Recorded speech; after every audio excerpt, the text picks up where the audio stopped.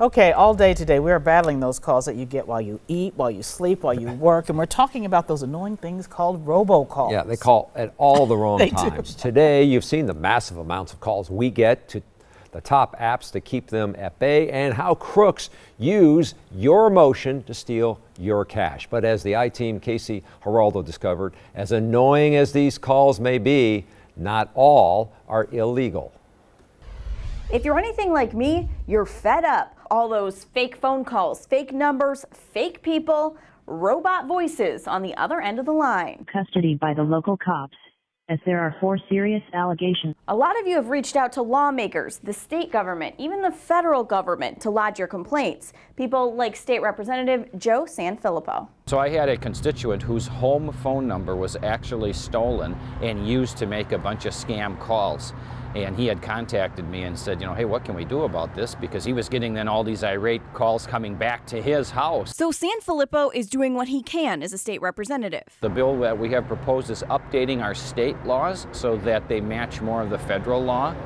And then we're allowing phone companies to more easily block numbers.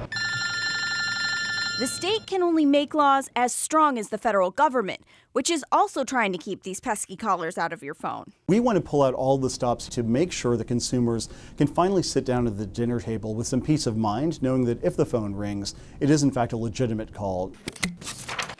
That's Federal Communications Commission Chairman Ajit Pai. His agency has the most power to stop the annoyance.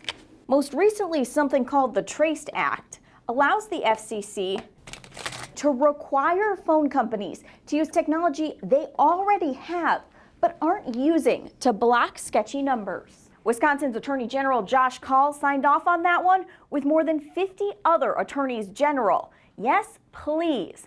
It's a big deal because this isn't going away.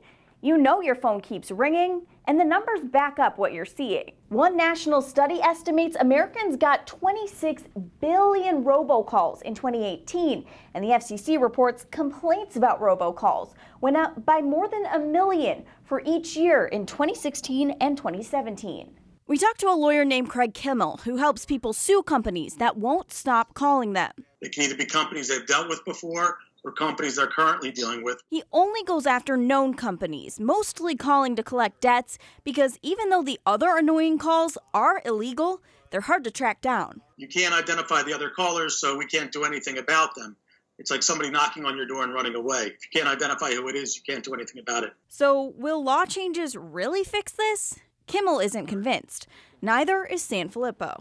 This has been a thorn in people's sides for years now. Do you think it can be tackled? To the extent that we can slow them down a little bit or give consumers an option to be able to try to cut them back, that's what we're trying to do. But I think we have to face the fact this isn't going to wipe out every single scam call that comes. It'll just make it a little easier to be able to block the numbers. For the I-Team, Casey Geraldo, today's TMJ4. And when it comes down to it, there are different laws depending on if it's your cell phone, landline, political campaign, nonprofit. The list goes on and on. To see if the calls you've been getting are legal, head to tmj4.com/robocalls.